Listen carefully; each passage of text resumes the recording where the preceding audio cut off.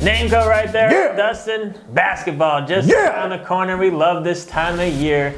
This is our deep sleeper list. All these guys are going to go in the much later rounds, not necessarily the last round, but you'll be able to get these guys late, and we think they are good value for where they're going. But first, check out all of our other videos. We got a ton. If you're on YouTube, please click subscribe. Please give a thumbs up and leave a comment. You can even hate, because we get that. It's fine. Just give us some love. We'd love that. And check out all of our videos. And we got a cheat sheet on the site, so be waiting for that and checking that out. And remember, this is in early October.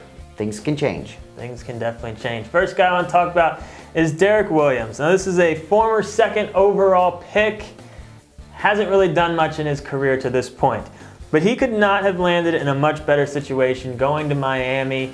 You know, they're obviously in kind of a rebuilding mode at this point. Doesn't look like Bosch is going to play for them anymore. Wade's gone. There's just huge holes on that team. And Williams has an amazing opportunity to get the minutes, consistent minutes, and show us what he can do. All right, first guy I'm talking about is Hollis Jefferson of the Brooklyn Nets. And let me start with saying, I apologize to all Brooklyn Net fans out there. Your team is so bad. Actually, Dustin and I have a bet that they will go 0-82. No. He gave me 1,000 to 1 odds. I did give him 1,000. They'll win again. I took it. It's $1. It's a great risk. They will win, but it's a bad team. But Hollis Jefferson might have some fantasy value. Now, he might not score more than 10 points a game. Probably, actually, he's almost guaranteed he'll score less than that. But the thing I really like about him is he's going to get you boards. I think he could average about 7 boards, and I think he could average about 2 steals, 1, maybe 1.5 blocks, couple assists, so he's gonna get you some goodies. So in those really deep leagues, you could do a lot worse. You want a guy on your bench that's just gonna fill up the stat sheet. Jared Salinger's next guy I want to talk about. You know, he's kind of like Derrick Williams in a way where it's just like sometimes when he gets the minutes, he's like, oh, this guy's amazing, but then the minutes just go away. And he ain't no good at D. He ain't no good at defense. Yeah, it's hard to keep those guys out there, but Salinger can score, and he's got a good opportunity out there with Toronto now. He's going to be the starter. He should get consistent minutes, and he can also rebound. He can rebound the ball, and he does throw in some sneaky threes, and he'll get you a steal. I mean, this is a guy that, when he gets the minutes, he might not help you win basketball games, but he can help you win some fantasy.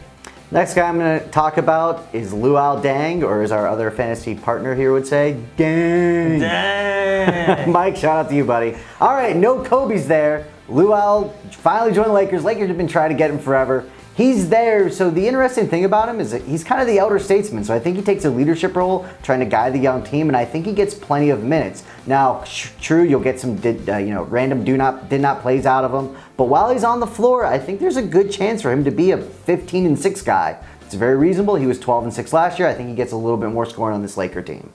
Got another Laker for you. Normally we go with the young guys on the team that's rebuilding, but we went with the 2 vets in this case, but Mozgov.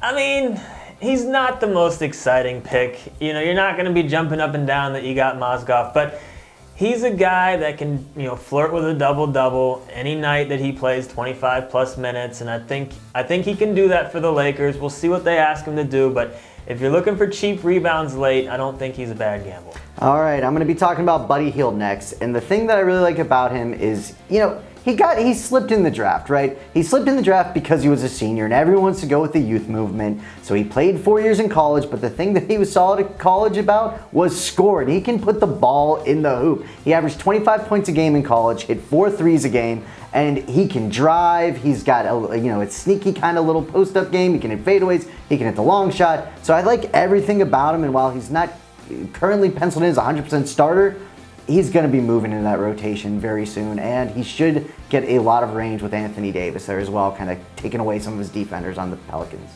Let's go back to that Nets team, and I like Mr. Chris McCullough as this is a guy that you can probably get with your last pick. This is a deep sleeper. He's currently listed as the number 3. This is more of just like a call by Dustin here, if this pays off. He's the number 3 power forward out there, but when you look at who's in front of him, he's a somewhat exciting young player, but Trevor Booker, Luis Scola are in front of him. I'm not excited about either of those guys. McCullough's shown some flashes here and there, and there's been some decent reports on him.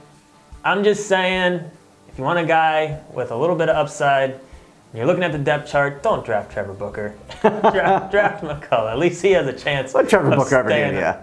All right, he's 6 terrible. and 6. All right, I'm going to talk about Steven Adams. And the thing about Adams that I really like, he really came into his own in the playoffs. You know, he's always had, he's that tough guy role, and it looked like he just did the dirty work. But Kevin Durant's gone, and he proved that he can put the ball in the bucket in the playoffs. And I think Westbrook's going to be driving a ton, dishing to him, easy looks. Double-double for Steven Adams is extraordinarily realistic, in my opinion, this year. Clint Capela is next. This is a guy out there with Houston. He had a chance, sometime last year to start. He had some big games. He looked decent. He's not going to score a ton, but he's the starter out there now, and the reason I like him is because he's going to help you in the rebounding. He's going to get steals, and he's going to get blocks, and he's going to be a very cheap price on draft day. I mean, definitely everyone's going to know about him, but I still think he's going to go late enough because of the lack of points where he can be a nice specialist that you can get late. Last guy I'm talking about is Dario Saric, and I apologize, 76ers fans. You got Ben Simmons, it was extremely exciting, and it happened again to you. It's just been a tough road for Sixers fans. But the thing about Dario, he's coming into the league, and due to the fact that Simmons is hurt, he's probably going to get a ton of run at the 4. He's 6'10", he can stretch the floor, he can shoot the ball, former European MVP. While he's not going to be setting the world on fire in deep leagues, he's kind of interesting because he'll get some minutes, and they're going to play him a lot because they're going to be terrible again. Sorry, they got so much young talent. They do. They're an exciting team. So those are deep sleepers. Check out all our other videos, all our rankings. Click on the link in the description. Our rankings and everything will be up later this week. We're shooting this early October. It's terrible. Basketball just around the corner. Subscribe to the channel. Hit me. Never. Because you throw it terrible on purpose. You're like 0 for 30. Jerk!